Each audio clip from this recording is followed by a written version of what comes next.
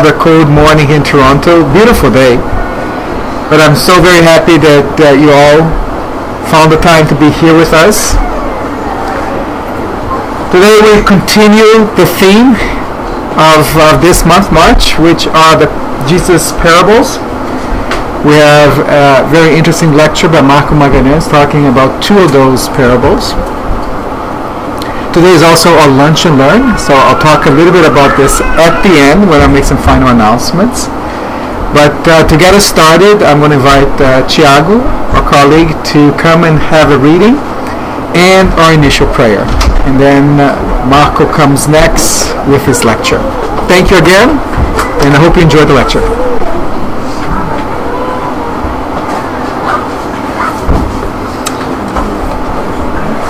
Good morning, everyone. Good morning. The reading today is from the book Jesus in the Home, psychographed by Chico Xavier by the Spirit Neo Lucio. The recipe for happiness. Thaddeus, one of the most passionate speakers during the gospel services at Peter's house, was enthusiastically discussing the rules for human happiness and was speaking out against Roman conquerors and the rabbis of the Sanhedrin. In the grips of such obvious rebelliousness, he spoke at great length about the discord and suffering that reigned amongst the people, placing the blame on the political shortcomings of the time. After he had expounded several valuable opinions on the subject, Jesus asked him, "Thaddeus, what's your idea of happiness?" "Lord, happiness is peace for all." Christ displayed a meaningful expression in his face, and he offered, "Yes, Thaddeus, I'm aware of that. However, I would like to know what would make you personally truly happy." With certain amount of hesitation, the disciple replied, "Master, I think I would experience supreme tranquility if others could understand me. For that to happen, I wish that those close to me wouldn't disdain my noble and pure intentions. I know that I make a lot of mistakes because I'm human, but I would be happy if those who are part of my life would acknowledge my sincere intentions of doing the right thing. I would experience blessed joy if I would trust others and receive from them the fair consideration that I feel I deserve because of my high ideas. I long for everyone's respect so that I can work with no hindrances. I would be delighted if slander were to forget about me. I live hoping of cordiality from others, and I think that the world would be a paradise if people who tread the same path would treat each other with the same respect with which I myself would like to be treated. Indifference and malicious lies wound my heart. I believe that sarcasm and suspicion were invented by the spirit of darkness to torment people. Ungodliness is like bile when directed at me. Cruelty is a phantom of pain when it comes out to meet me. Because all of this, I would be happy if my family members, close friends, and fellow citizens would regard me not for what I appear to be due to the imperfections of my body, but rather for the amount of goodwill that I believe I have in my soul. Most of all, Lord, I would be extremely happy if all of those with me in life's journey would grant me the right to freely experience my own kind of personal happiness, as long as I abide by the code of good in the field of my consciousness, without irony and irreverent criticism. In short, Master, with the blessed recourse of suffering and time, I would like to be understood, respected, and held in esteem by others, even though I might not yet be the model of perfection the heaven would like me to be." The disciple stopped talking and displayed an obvious curiosity about what Christ would say about the matter. Some of his companions expected the heavenly friend to make a long speech, but the Master affixed his crystal clear eyes on the disciple and said frankly yet kindly, "Thaddeus, If you desire happiness and contentment from the entire world, do unto others as you would have them to do unto you. If everyone would follow that rule, we would very quickly spread the glories of heaven across the earth. And now, together, we elevate our thoughts and our hearts, having in mind the figure of Jesus, our Master, our Teacher, who kindly and clearly invites us to do unto others what we would like others to do unto you, unto us. We think the lessons of Jesus, sent by God our Father and Creator to be the living example through His words, through His steps on this earth, through His gestures, and through His desire of peace and love for all of us. We ask humbly the protection, the enlightenment, the guidance, and especially the guidance to understand and comprehend the lessons of today, for we are about to learn about Jesus' parables, which through metaphors give us so many moral lessons for our lives. We ask the good spirits to guide and inspire us, and our friend Marco, the lecturer of today. And we ask humbly that Jesus may be with us today and in every day of our lives. So be it. With you, our friend Marco. Good morning, everyone, and thank you all for coming. So today we're going to talk a little bit about the parable of the Prodigal Son. But what's interesting, just to start with, the name the Prodigal Son does not really translate what the parable really talks about. Because the parable talks about the two sons. And we very often disregard the story of the other son and just fix our eyes into what's kind of obvious to us. That the prodigal son that went out on a journey and came back asking for forgiveness. So the real name of this parable, as Jesus wanted us to understand, is the two sons, and not actually the prodigal son. And that's why I have the two names listed down there, for us to better understand what we're going to talk about. But even before we start today, I thought about doing a little exercise. And the reason why, we're going to have an intimate view of the psychological aspects of each one of the characters in this story. So I want to ask you something, and you don't need to answer me. I just want you to think about it. So the first question is, have you ever in your life done something that you regret? Think about 5 seconds. If you did you ask for forgiveness after you've done that? If you did, how hard was it? Now try to picture yourself back into that moment, making a big mistake, huge one, that would affect the life of many others around you. But all of a sudden one day you realize that you were not doing the right thing. You've suffered because of that. And you've decided to change.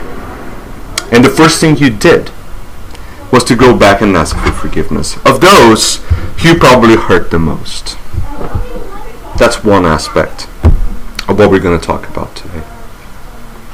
The next question is, how many of you felt that you were treated differently from others? That other people were getting more without doing so much to get that? And you felt that for some reason people would get celebrated. People will get new positions at work. People will get so many good things out of, as you would understand, they don't deserve it. Because they haven't done quite nothing to get that reward. How many times you felt in that position? Again, that's for you to think. And how many times, feeling that way, you thought that you were not treated the way you expect? Because you felt that you should have earned more rewards, you should have been in a better position, people should have noticed the hard work you've put in a lot of things. How many times you felt that way? In your personal life, in your family, in your workplace. You see a fellow getting a promotion while you think you were working harder, even harder than he was. That's the second aspect of what we're going to talk about today. And the third one, have you ever encountered a situation that your love was able to forgive the most difficult and atrocious harm someone could do to you without even thinking twice about it? You just automatically forgive without keeping inside your heart not even a hint of rancor of anything that happened before. Did it ever happen to you? Or do you forgive with a little bit of, keeping a little bit of what happened inside you? In other words, you're not really forgiving. You're just kind of living with that situation. You're not really thinking about everything that happened and forgiving completely, but forgiving partially and letting it go so you can live like a normal life with that person. How many times you would feel in these situations like that? So this is just a setup of what we're going to talk about today. Because as you notice, and as most of you understand by now, the parables are a way for us to teach and understand in a stepwise fashion from the earliest and most easy, straightforward possible messages that are contained in there to the more complex and even aspects of psychology present in these stories that we are not even able to understand now. So we can teach a baby and you can teach a scientist using the exact same text, the exact same story. So let's talk about the parable of the two sons. So we have four main characters in the story. The father, which in this case represents God. And we're going to talk about that. The prodigal son, which will come back later on and be the repentant son, asking for forgiveness. And the so-called dedicated son, the one that stayed behind, doing all the hard work with the father. And then later on in the story, something's going to happen that we'll realize that he's really not that dedicated son as we really thought in the beginning. And we're going to talk about each one of those separately. And this is interesting. This is the Rembrandt picture of the time when the prodigal son returns and asks for forgiveness. There's a lot of art created around this story too, as you can see. Before we start, I just wanted for you guys to have a glimpse of the way human mind is divided up. There are many ways of doing this same cartoon. I decided to go with like one of the most basic theories, and also one that's embraced by Alidio Cerqueira, which is going to come and give a talk to us next month, right? Sure? Is it next? May? In May. So, in the innermost aspect of our mind sits the self, or the inner being, which represents our linkage to the divinity, the perfection, the seeds of all good that are contained inside of us. That's represented by the self, which we can translate almost literally to love. So when we are created, We're created with that seed of our consciousness embedded inside ourselves. Sometimes we allow it to connect with our conscious mind, but most often we completely block it because it bothers us. Our conscious, and we say that all the time. My conscience hurts, or I feel that, right? But because most of us, in our learning curve, we do not live by that seed of love and perfection inside of us, which link us directly to God. We create what we call the ego, which represents most of the negativity and negative aspects of our conscience, and surrounds this little seed of perfection that sits inside of us. But because our ego is also very hard for us to cope with, most of us would even think about the fact that we still have a lot of anger, a lot of selfishness inside of us. So we create a mask around it because we have to live. And live with the understanding that we're not perfect as we think we are creates a huge difficulty for us during our daily lives. So I create a mask around all my negative aspects, and that is called pseudo-love, which basically think we are doing the right thing, but we may sometimes just be creating a mask so we can cope with the daily activities, and keep living on without that. Right? So these are the three main aspects of the human mind: the self, or the love; the ego, or the absence of love that we create through our existences in reincarnation. With all the mistakes we do, learning and doing things that are not right, we create all that around us, and then we create the pseudo-love around ourselves. And the pseudo-love is the one that people see most of the time. So now we're going to go through the parable itself. And you've seen that I highlighted a few areas which we're going to talk a little bit about. So this is how it starts. Jesus continued. There was a man who had 2 sons. So the man, as we said, represents God. And the house of the Father, which is the house of the man listed there, represents everything created by God. The universe. Everything that is derived from the creative thoughts of God. And he had 2 sons. The sons represent us, humanity, every one of us, and the different aspects of us. But some of you may say, well, they're just 2. How can they represent everything? We'll go through that. And you'll see the little fine differences in their attitudes that will be brought back to us during the lecture. So the younger son spoke to his father. He said, "Father, give me my share of the family property." So the father divided his property between his 2 sons. But that's another very interesting aspect. So the younger son asks for the resources for him to go into this journey. The father,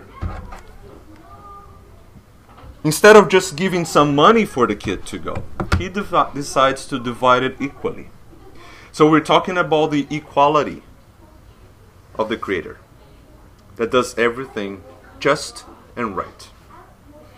And gives to the Son the share or the resources from the universe and for everything around him that he needs to go into this journey, which actually represents the reincarnatory process. Which means that this son is going through this reincarnatory process, and God is giving him everything he needs for him to go into this journey and have a chance to succeed and to learn. So not long after that, the younger son packed all he had. Then he left for a country far away. Then he wasted his money on wild living. He spent everything he had. Now, the son decides to go, get the money, get everything he has, pack and go. He realizes now that using his free will, that he decided to go. His father never said no. And why is that? Because God gave us our free will for us to learn based on our own decisions and not being told what to do. Because when you're told what to do, you're not learning. You're just replicating an action that's someone enforcing into you. So the son had his free will, as we all have, everyone here. And he decided to go. Although his father knew exactly what was going to happen with him, he did not do anything to stop him.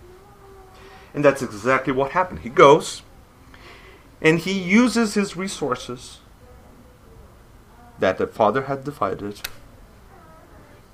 to something else, other than doing any improvement to himself or to others. Now, thinking about the reincarnation again. How many of us here know or lived through a process or know something that happened that kind of represents exactly what we're talking about?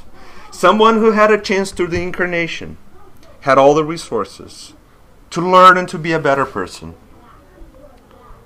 And because of so many things that happened during the way, wasted all those resources. And now kind of lost that opportunity that was given to them to grow, spiritually speaking. So see, we can translate that same story into a very contemporary spiritual understanding of the chances that we have, the opportunities we have, and the resources our Father gives to us all the time. We have that in our hands right now. And these resources do not mean money. This is just a way Jesus found to explain the passage at that time. But the resources we're talking about are the spiritual resources.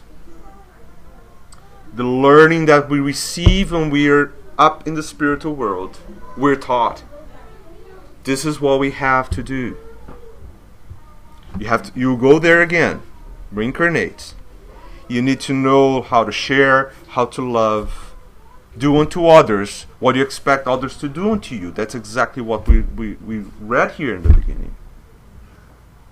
But unfortunately, all of us here, partially or a little bit more than others, will at some point waste resources in our journey. We do that. And we are learning with that. So he spent everything he had. So he literally wasted all the resources the Father gave to him. To make things a little bit more complicated to him, the whole country ran low on food where he was. So the son didn't have what he needed, even to survive now. So he went to work for someone who lived in that country, who sent him to the fields to feed the pigs. The son wanted to fill his stomach with the food the pigs were eating, but no one gave him anything. So this is a very dramatic way of putting this. And some of you think that, well, wait a minute, there's no way like someone will, if he's working for someone, that person would even give him something to eat. Right? There's always this question.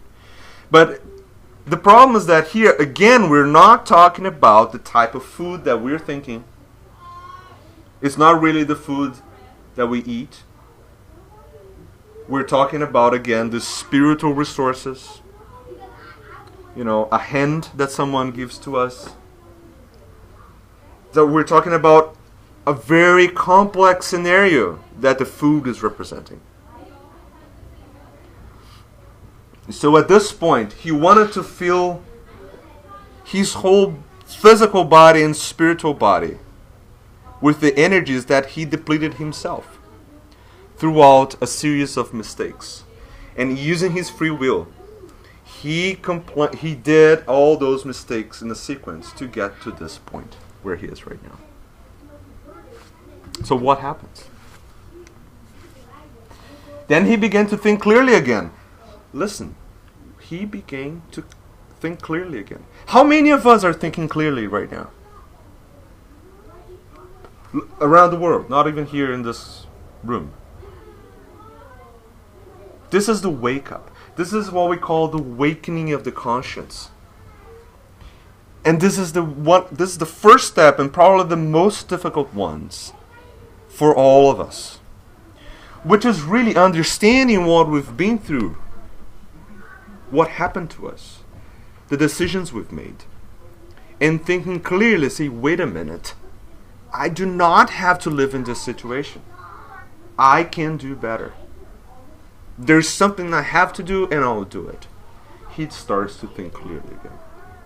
How many of us that have been through or know someone or see around of us someone going through addictions, someone through so many different problems in our existences, they cannot think clearly?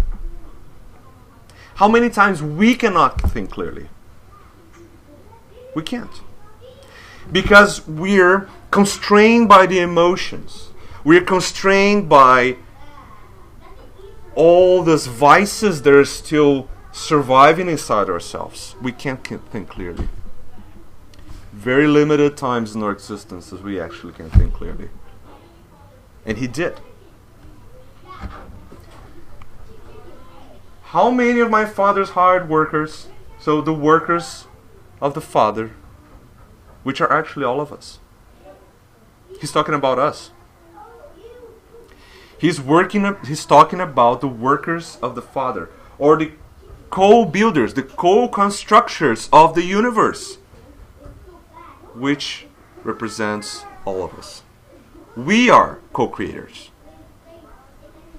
We have a very important role in the development of the universe, and every human being and every spirit present in the whole universe, collectively.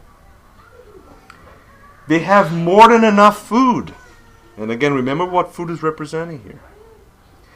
Because they're receiving, they're apparently living in that situation where they have enough food, enough love, enough energy, enough spiritual means to succeed, because they are accomplishing their work to the development of the whole society. Those are the workers of the Father, which is God. But here I am, dying from hunger. The hunger, because he depleted all the resources, spiritual and material, that he needed at that time. So he wakes up at that time. I'll get up and I go back to my Father. See, he's going back to God. What does that mean? Now think about this. The message here is very delicate. It's present in each one of those lines, because he distances himself from God when he decides to go in that route, with using his free will. He goes in a route that takes him away from what God represents, which is the absolute love, perfection, justice, all that. He's going away from it. Now he decides to go back. He wakes up. And he's going to say to his Father, Father, I have sinned. And see, I changed the call of the word sin because it really represents a misconception that we have from the word sin. From many years, thousands of years, believing that sin is something really different from what the real meaning of sin, which is actually, sin is just making a mistake. That's what he's saying. But in other religions, we believe that sin is like something evil, that, and all the repercussions from it will go to hell, will burn forever and all that. That's not what he's saying here. What he's saying is that, yes, I have made a mistake against heaven. And why he used the word heaven here? Because again, Father is God. We know that, the story by now. And I have sinned against you. I'm no longer fit to be called your son. Humility, humbleness. Not only he wakes up, he puts himself in a position that he even considers that he does not deserve that anymore, to be called a son, because he realized everything he's done. How many of us got to that conclusion in our daily lives? In other words, how many of us wake up, look back and say, yes, all that I've done was wrong and I have to do it better. Please forgive me. I don't deserve you to forgive me, but if you can please do so, God bless you. That's what he's saying. That's powerful. That's a lot, actually. And most of us look at the prodigal son as someone, oh my God, he's done so many mistakes. I can't believe his father's going to forgive him again. That's what we think. Or we thought at some point in our existences. Maybe now we understand it better, but at some point we thought about it. It's like, gee, really? He spent everything his father had. Now he's going back. And the father's accepting him. Really? Because we can't understand that type of forgiveness and love. We can't. We can barely understand how difficult it is for us to get to this point. I hope I can be like him one day. Waking up and understanding all the bad things I've done in my life. I can't. I can tell you right away. I cannot. A few things I can now. But a lot of things I probably don't even get there yet. I'll be there one day. I have a lot of incarnations to go. And I'll hopefully get that going sometime. But at this point, I know I'm far from it. I'm far from getting to this stage here. I'm still 2 slides back. Right? So make me like one of your hard workers. What he's trying to tell. I want to have a chance to work for you again. To do what I have my share to the development of the whole society, of the whole universe. So he got up. Listen, this is so important. He got up. We completely miss these things when we read it quickly. Because getting up really means that going from the sinkhole he positions himself down to the bottom with the pigs. Remember, he uses the figures of the pigs. Down to the dirt, he stands up. So he's rising above all those difficulties he created. He really, like unclogging himself from the cloud of darkness he positioned himself in.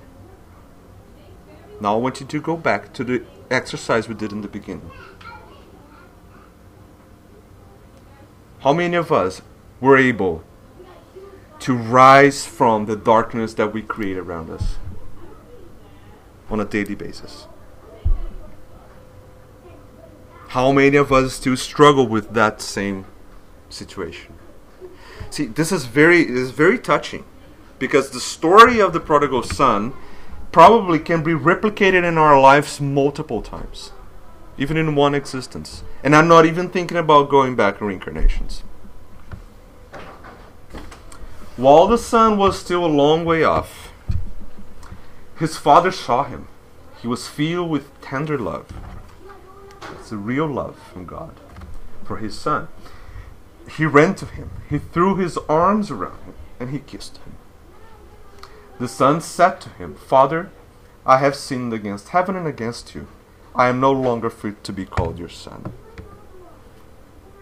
You may say, oh, come on, he's repeating that again. But look at the difference.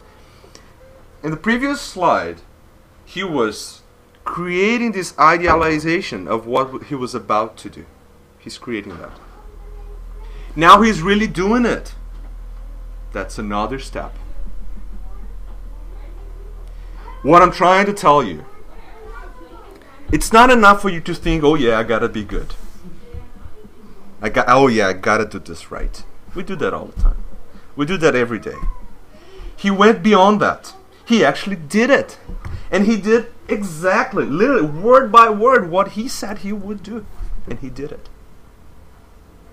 How many of us, going back to our first exercise, did it? We did something wrong. We realized we did it.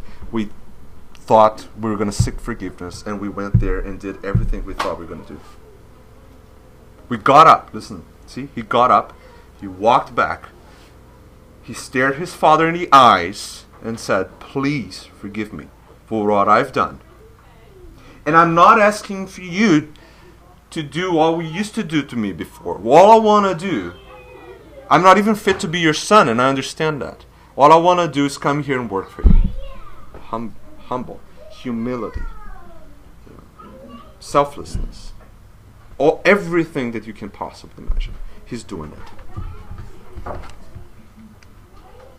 But the father said to his servants, "Quick, bring the best robe and put it on him. Put a ring on his finger and sandals on his feet. Bring the fattest calf and kill it. Let's have a big dinner and celebrate it. Because the son of mine was dead. He was inert. He was not responsive to the love that I've always given him.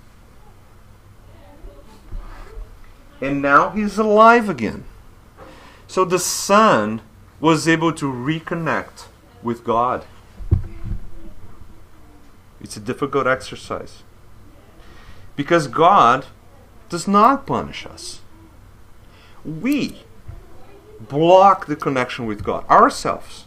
The love from God is always emanating from God to every one of us.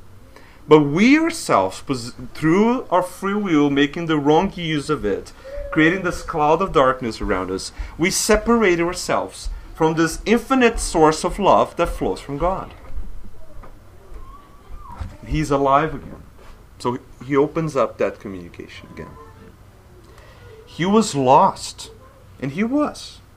And now some of you can say, well, but wait a minute. God knew he was going to be lost. Why did God didn't do anything to stop him in the first place?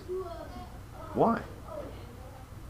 Because God knew at one day, through his learning experiences, going through everything he was going to one day he's going to reach perfection. All of us, one day will reach perfection. And we'll go back to the route that God really expected us to go in, or created us to go into. And now he's found. So they began to celebrate. So it is a celebration. Why not celebrate? Why not celebrate an act of love? Why not celebrate such a beautiful moment where someone turns back into the route of evolution again, of being a better human being? Let's celebrate. That's a big moment. Even thinking about, now looking back at the story and thinking as a father seeing his son alive and good again. Isn't that good to celebrate? It really doesn't matter what he's done.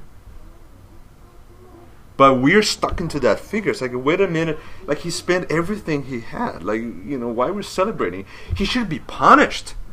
Isn't that what we think? Or we thought at some point? We thought about saying a lot of good things to this son. That's what we think. Right? And that's what the other son thought too. This is the interesting part. So the older son, it was in the field.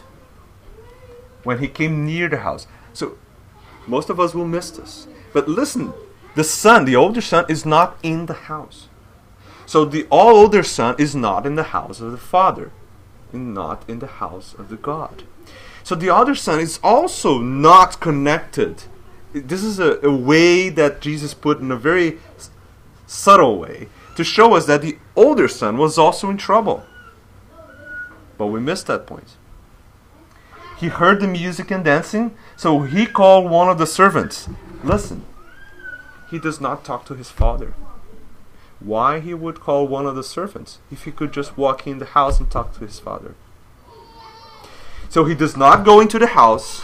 He stays out and asks one of the servants what's going on in there. So he's also not sharing in the same house of the Father. In other words, he's not connected to God as we thought he was, because he was there. He didn't leave the house. We thought, right? He was always servant. He was always there working, right? So he asked me what's going on. So then the servant answers, "Your brother has come home," the servant replied. "Your father has killed the fattest calf. He has done this because your brother is back safe and sound." So the servant explains him what has happened. The older brother became angry. So what's happening? What's happening to the older son? He refused to go in. This is like showing us right in our faces. He refuses to share the happiness of the house of the Father, which is God. So his father went out and begged him. God always begs us to do something right.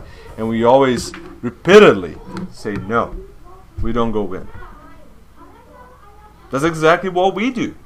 So the older son is actually representing a lot of the things that we do on a daily basis. And we think that this is the interesting part. We think that the younger son is doing the wrong things in the story. The younger son is doing the perfectly right things. He did a mistake. He understood it. He got up. He asked for forgiveness. And now he's en route to do something good.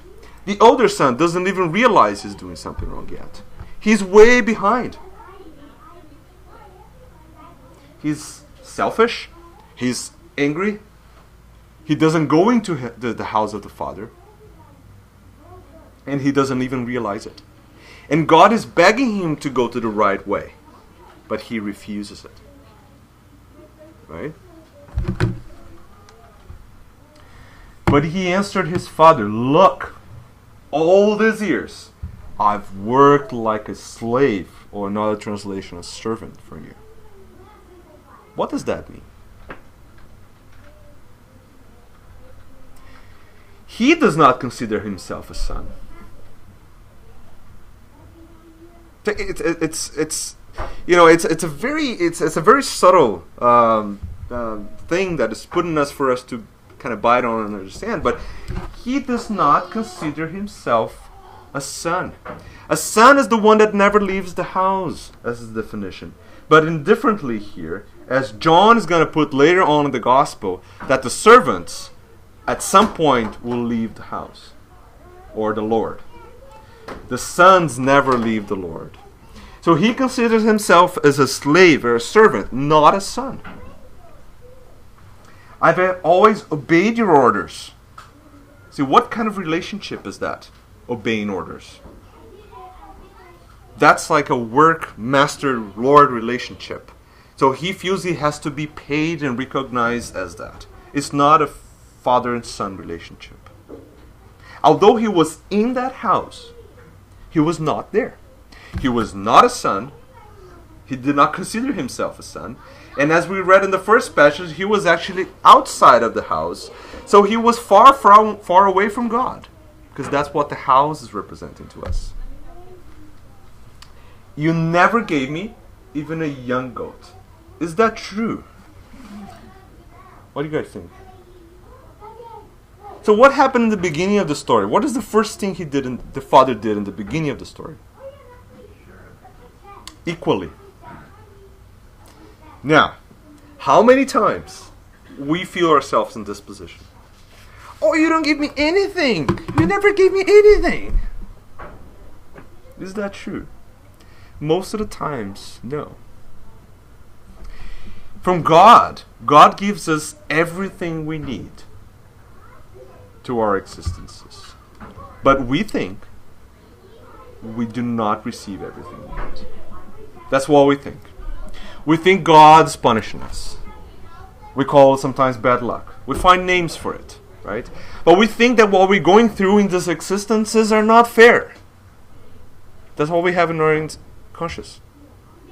Especially when something's going wrong. When everything is good, that's fine. We don't complain a lot. Some of us do, but most of us don't.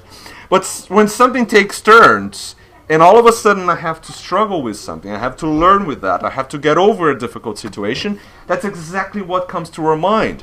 Like, I don't understand. I'm not receiving everything I need. Like, God is somehow punishing me. We were thought to believe in that story for 2,000 years. A little bit less. 1,700 years at least. Because the first 300 years, that never existed in